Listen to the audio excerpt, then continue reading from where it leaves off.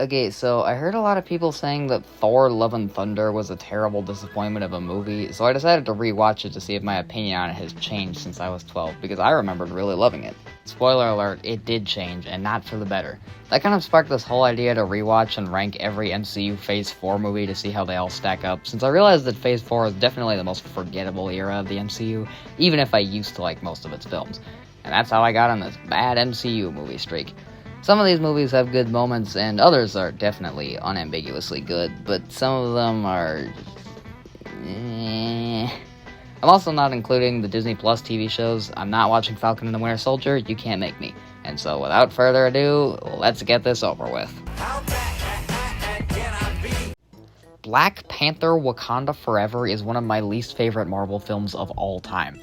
70% of this movie is just people talking. That's it!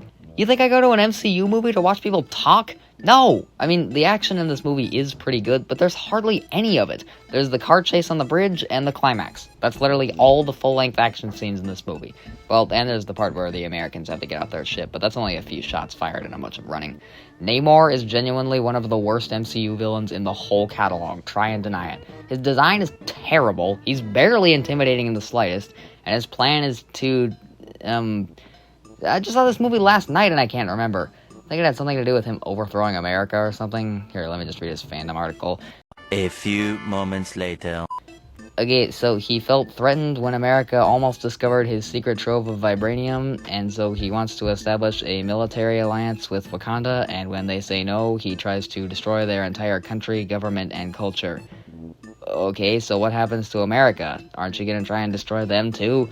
Seems like they've committed the greater offense than the Wakandans here. Ugh. And then in the final battle, Shuri just beats him, and he promises to be a good guy now, and he completely loses any animosity he had for the Wakandans.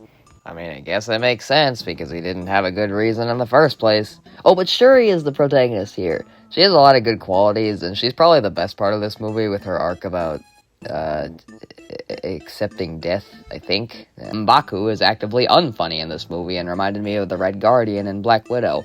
The opening scene where they're trying to save T'Challa goes pretty hard, though it's way too short and the emotion is undercut because of it, and the climax is pretty cool, I guess. The very last shot where Shuri sits on the beach crying is pretty impactful as well. The songs by various black artists are pretty good, but Spider-Verse did it a million times better. Riri Williams is an okay character, I guess. I'm not watching her show. You cannot make me watch all these terrible Disney Plus miniseries. Also, her car is very cool. I want one. Ladies and gentlemen, I give you Lord of Thunder. So, Thor Love and Thunder. Yeah, I bet you can guess where I'm going with this. To be fair, it's definitely not as aggressively bad as most people seem to think, but the plot is just so scattershot and lame that it's easy to see why people hate it as much as they do. Christian Bale as Gore is awesome. That's about every good thing in this movie. Thor himself is genuinely really dumb in every possible way in this movie, and Korg isn't doing him any favors. Like, you're telling me Thor just got out of his depressed alcoholic phase, spends a couple months with the Guardians, and now he's the stupidest, most happy-go-lucky dude you've ever met? Like, I think Jason Momoa in the Minecraft movie was more serious in this version of Thor. Jane Foster's cancer subplot is really compelling, but it doesn't get enough screen time to be that entertaining, and the movie forgets about it for, like, the entire second act. Plus, it also suffers from the absolute avalanche of jokes coming at you. Like, geez, can't you not make a joke for, like, 5 minutes? This movie sounds like me and my friends talking. And while at least a few of the jokes are good and made me chuckle, they just do not fit what the movie needs at all. If you're gonna make the villain a child kidnapper and literal godslayer, the least you could do is, I don't know, make the rest of the movie have a different tone than the B-movie. You like jazz? My favorite part of this movie is where they all get their mouths covered and they can't talk because every time they open their mouths they're annoying, and it makes this, sadly enough, Gore's best scene. At least they take the third act somewhat seriously, and that part is okay, I guess. Like, seriously, there's a great Thor film in here trying to get out, and it's just so sad as a result. I don't know, guys, this movie just kinda sucks. You were alright. I never should have doubted you for an instant. Spooky, scary skeletons and shivers down your spine. Doctor Strange in the mediocrity of badness. Everyone always says that the parts Sam Raimi was in charge of here are great and the ones Feige made are bad, but I don't know, the horror elements of this film are really nothing special. I don't like this movie. So I guess multiversal travel is finally a thing now. Yippee. You'll find this girl who can travel through universes, so I bet there'll be a ton of cool universes to visit, right? Wrong, and you're an idiot for thinking that. We're going to exactly one other universe that gets almost no screen time. Oh, and what a time we'll have there. We get to see Mr. Fantastic, Professor X, Captain Carter in live action, and, Black Bolt. Does anyone remember him? I didn't watch The Inhumans. I don't care. Anyway, Wanda is the villain here, and ooh boy, is she scary in her Scarlet Witch outfit. I really don't understand Wanda in this movie. She's obsessed with getting her kids back, but I don't understand why. I thought she learned her lesson in WandaVision. And also, why just her kids? Why isn't she equally obsessed with getting Vision back? Oh, probably because Vision would tell her she can't. Oh, that makes sense. Anyway, Steven isn't incredibly stupid like Thor was in Love and Thunder, but I don't know, he's not really that interesting in this. His whole thing is that he wants to stop Wanda and protect America, but he has nothing outside of that. He has no internal conflict. Let's say you know this is going to be a great movie. America is also not really that interesting. She's just kind of a generic kid sidekick who the main character has to look after. I kind of wanted this pairing to turn out like Logan, where Steven doesn't want to drag this annoying kid along, but he has to out of duty. I also wish America had been really annoying and not wanting to come along at all, but Steven has to wake her up to reality that she's in danger she can't escape from without his help. But no, she just does the boring thing and goes along with everything Steven tells her. I thought the scene where Steven fights himself with musical magic was really creative, and in fact, this whole segment at the rundown mansion with Older Strange is pretty cool.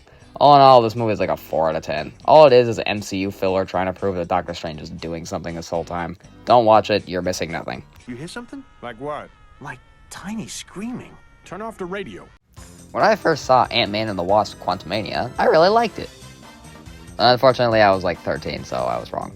Yeah, this movie isn't as bad as people say, but much like Love and Thunder, it suffers from an uneven tone and serious plot holes. Like, how are an army of giant, hyper-intelligent ants able to beat up a guy who's killed thousands of Avengers across a zillion different universes? Do you know how powerful some versions of the Avengers are? Do you honestly believe this guy could have beaten Wanda Maximoff and not an army of giant ants with weapons? Wait, who am I kidding? No one buys this guy's power. Anyway, practically nothing about this movie works to its fullest potential. It has literally all of Love and Thunder's problems, just not as bad. Scott is a bumbling idiot, but not nearly to the extent of Thor's character assassination. It has a bunch of jokes where there should be serious moments, but it's not nearly as bad as in Love and Thunder. Hank adds practically nothing, and Janet is only here to lord up us about Kang and the Quantum Realm. Jonathan Majors is great as Kang, and it's legitimately hilarious how hyped up he is in this movie as the next Thanos right before he got replaced with Doom, and then it makes the ending a million times more wholesome when Scott tells himself he's overthinking Kang's warning. And yes, the CGI is awful, especially on MODOK, but to be fair, it doesn't look as bad as The Flash, which came out the same year as the DCEU was letting out its last farts. So yeah, this movie probably adds nothing to the story of the MCU, except an annoying little footnote of a talented Marvel actor who unfortunately botched his entire career. Must have the precious. Shang-Chi was actually pretty good. Color me surprised. I remembered knowing that this movie was good without really enjoying it on my first viewing, but luckily all that changed upon rewatch. Okay, so Awkwafina is surprisingly not annoying in this. I think she's better in live action than in animation, where she's always written in the most obnoxious way possible, but here she's written a little more seriously, and the only annoying thing about her is her voice, which isn't that bad, honestly.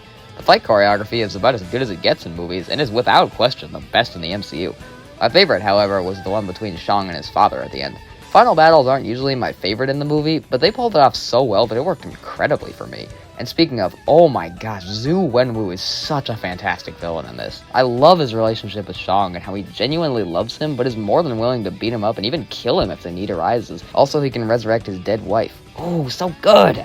I also love Shang's character in this movie, and Simu Liu kills it in the role. This movie has a very distinct vibe and feel from the rest of the MCU that feels engineered as a love letter to kung fu movies of the past, while also continuing the story of Marvel. I love it. Hero of men. What? It's actually Maui, shapeshifter, demigod of the wind and sea, hero of men. Eternals was the only movie in Phase 4 I had never seen before this ranking. I didn't really know what to expect, and all I'd heard about it was its Rotten Tomatoes score, which wasn't great. But I was pleasantly surprised with how good it was. This is definitely a different kind of MCU movie, and it certainly isn't for everyone, but I enjoyed it. The first 30 minutes or so kind of reminded me of when beloved IP superhero universes would try to start in the late 2010s, only to bomb spectacularly at the box office and get terrible reviews, except the movie was actually mildly good and investing. After that, though, it really kicks up a notch. I think all the characters are really likable and have great chemistry together, though Sprite was my favorite, and I think it was really fitting that she got the lamest power out of all of them. I think the CGI is one of the best jobs Marvel has ever done with the movie, and I love this film's sense of humor. This is one of the wittier MCU films I've seen, and I think the jokes work surprisingly well for this type of movie. The Mesopotamian aesthetic is pretty cool and refreshing, and all the characters have really fun powers, more so than normal superheroes. The fact that they're all named after different mythological heroes is pretty cool as well. I like when they go to this remote village in the jungle and the mind control guy looks like he's gonna be a villain, but he stays a good guy instead. That was a refreshing subversion of my expectations. The third act, where Icarus and Sprite turn on the rest of the team, is really heartbreaking, but makes complete sense since Icarus is just following the orders of the one who made him, and Sprite will go along with anything Icarus says. The very end where Icarus just becomes good upon seeing Cersei doesn't make any sense whatsoever, but I can live with it. However, I can't live with the fact that he kills himself afterwards. Like, genuinely, what did this accomplish besides being poetic? Whatever. I kind of wish there had been a little more diversity in their personalities, like maybe one is a loser who plays video games all day, and another is a mechanic who really likes heavy metal or something. I don't know. What we got is still pretty good. I actually have surprisingly little to say about this movie. It's pretty good. Oh, and Kingo's agent is hilarious. I love him. You're miles and miles from your nice warm bed. Guys, I can't believe I didn't realize just how good Spider-Man Far From Home was. This is legitimately one of the funniest MCU films by a long shot. These chaperone teachers being so quirky and bumbling was what tipped me off that this was a different kind of MCU movie. I kind of enjoyed not having an Omega-level threat in a Marvel movie for once. Instead, we get one of the greatest and most underrated MCU villains of all time, Quentin Beck. Yeah, this guy is an absolute blast to watch. Hateable, paranoid, petty, and absolutely ruthless. He's a twist villain who works because he's revealed to the audience in the middle of the movie and gets about an hour to be evil instead of just the last 10 minutes. I mean, even though I knew he was a villain in the comics, he had me for the first half of the movie the first time I saw it. Peter is also such a refreshing character for the superhero genre. In a day and age where superheroes are either edgy anti-heroes or obnoxious quippy idiots, he's funny, chaotic, quirky, and just all around a comforting joy to watch. His grounded plotline with MJ is really compelling, and I wish they had stuff like that in more MCU projects. Well, I guess I had it in WandaVision, and it was great there too, so more subplots like these, please, Marvel. The emotional bits where Peter feels bad for not measuring up to Tony are a little half-baked, and I wish they had gotten more focus, especially with Happy. But all in all, this movie is an absolute blast that never fails to entertain in every possible way. And that's how my 12th husband died. So now I'm a widow. I mean, I've always been a black widow, but now I'm a black widow. Black Widow was my least favorite Marvel movie for a long time after I saw it. I was stupid, what else can I say? This is easily one of the best solo MCU films in the whole shebang. I think if this movie had released around 2016 when it was set, it would have been a lot better received. This is easily the most underrated MCU film ever.